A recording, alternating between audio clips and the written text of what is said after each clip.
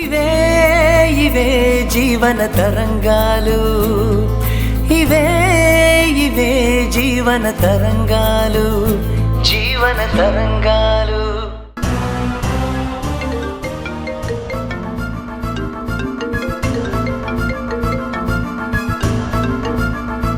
Hello కీర్తి, మీ నాన్న బండి number ఎంత? AP05 TF 3502.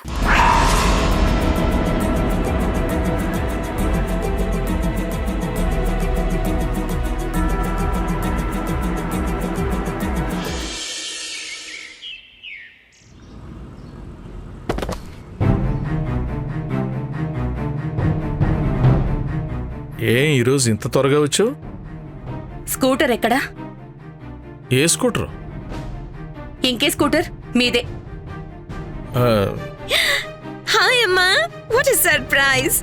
ఇంత త్వరగా వచ్చేసావు. ఐమ్ సో హ్యాపీ అమ్మా. అందరూ ఇంట్లోనే ఉన్నారు. అమ్మమ్మ ఎక్కడా? బర్త్డే ఫంక్షన్ కోసం స్పెషల్ ఐటమ్స్ చేస్తుంది. ఆ గుమగుమల స్మెల్ చూస్తేనే నోరు ఊరుతోందమ్మా. ఎలాగైనా సరే అమ్మమ్మ దగ్గర ఆ వంటల రెసిపీలు డీటెయిల్ గా తెలుసుకోవాలి. అమ్మా, లోపలికి రమ్మా, నీకు ఒకటి చూపించాలి. Very interesting thing. రా. నువ్వు వెళ్ళు, నేను వస్తాను.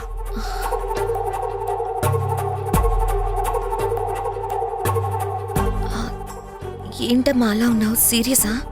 ఏమైంది? నాన్నతో ఏమైనా మాట్లాడాలా?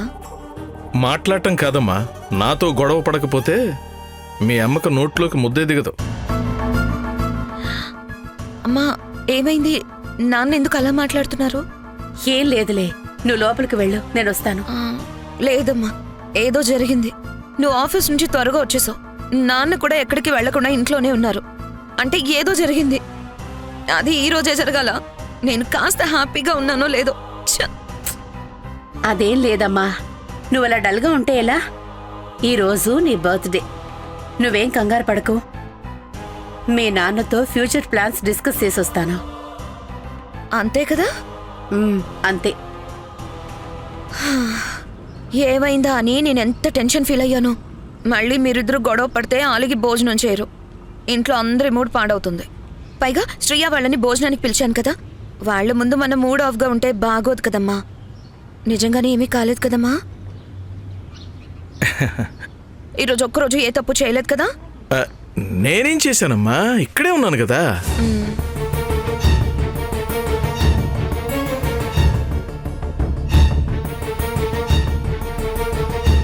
ఏం లేదు గాని ఏదో చూపించాలన్నావు కదా, పద పద. సరే రా.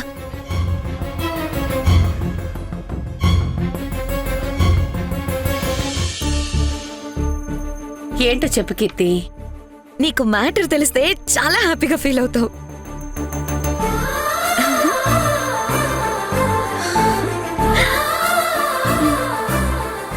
ఈ డ్రెస్ మెటీరియల్ ఎవరిచ్చారో తెలిస్తే నువ్వు షాక్ అవుతావమ్మా. అంత స్పెషలా? మీ అన్న మహేష్ పంపించాడా? కాదు. మరి అమ్మమ్మ? కాదు. మీ ఫ్రెండ్ షిరియానా? మరెవరు? ఓ, దేవిక పిన్ని ఇచ్చిందా? కాదమ్మా. మరి ఇంకెవరిచ్చారో చెప్పు. నా బాయ్ ఫ్రెండ్ ఇచ్చాడు.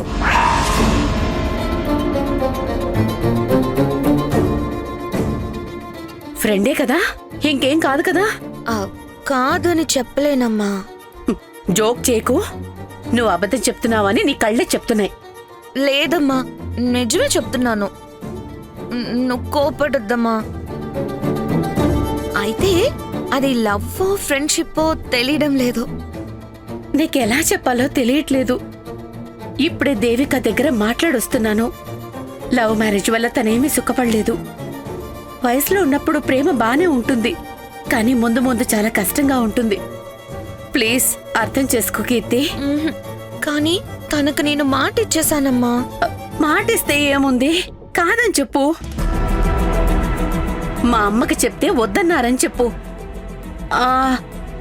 లేదంటే ఒక పంచే అతని ఫోన్ నెంబర్ నాకు ఇవ్వు, నేను మాట్లాడతాను. ఆ, లేదమ్మా, నేను తనని చాలా ఇష్టపడుతున్నాను. నువ్వేలాగైనా అందరినీ ఒప్పించాలమ్మా.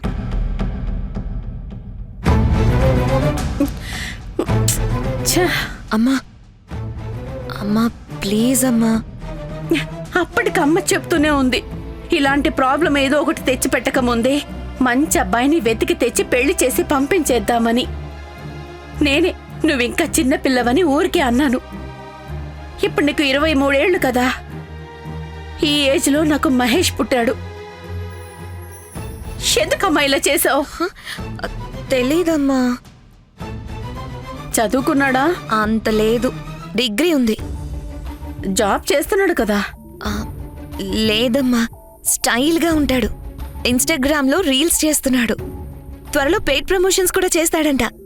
అయినా నాకు జాబ్ ఉంది కదమ్మా, నాకొచ్చే జీతం మా ఇద్దరికి సరిపోతుంది. మళ్ళీ అతను జాబ్ చేయడం ఎందుకమ్మా? మనవాళ్లేనా?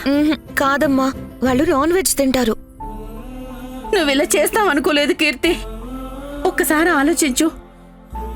భవిష్యత్తులో మంచి జాబ్ లేకపోతే లైఫ్ లీడ్ చేయడం చాలా కష్టం. జీవితం నరకం అనిపిస్తుంది.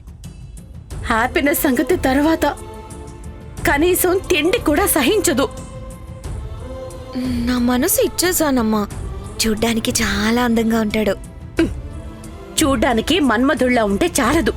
అందం, ప్రేమ తిండి పెట్టవు. మంచి ఉద్యోగం ఉండాలి, మంచి మనసు ఉండాలి. కష్టం వచ్చినా నష్టం వచ్చినా తోడుగా నిలబడాలి. ఆయన పక్కనుంటే ఏ కష్టం నష్టం రాదమ్మా. నా మనసులో తనే ఉన్నాడమ్మా. తను లేకపోతే జీవితమే వద్దు అనిపిస్తుంది. అందుకే చెప్తున్నానమ్మా. సరే, చెప్పావు కదా, ఇంకెవ్వరికి ఈ సంగతి చెప్పొద్దు. ఓ, మీ పిన్నిలాగా చెప్పకుండా పెళ్లి చేసుకోకు. కుటుంబానికి అవమానంగా ఉంటుంది. నేనే ఏదోటి చేస్తాను. ప్రస్తుతానికి సైలెంట్గా ఉండు. ఆ, మరి అతను మనవాళ్ళ అబ్బాయి కాదు. అప్పుడు అమ్మమ్మ పిన్నిని అవాయిడ్ చేసినట్టు నువ్వు కూడా నన్ను అవాయిడ్ చేస్తావా అమ్మా?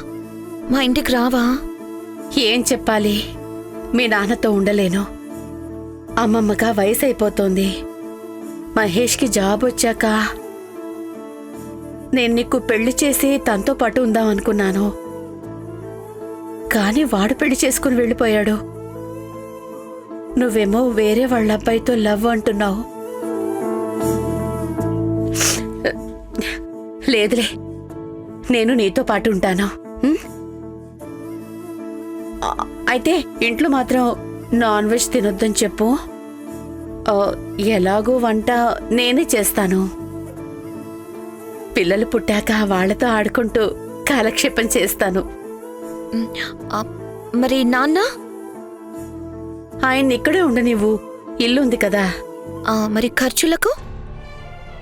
నా పెన్షన్లో కొద్దిగా ఇస్తాను. నాన్న మీద అంత ద్వేషమా కోపమా? వదిలేసి ఉండగలవా అమ్మా?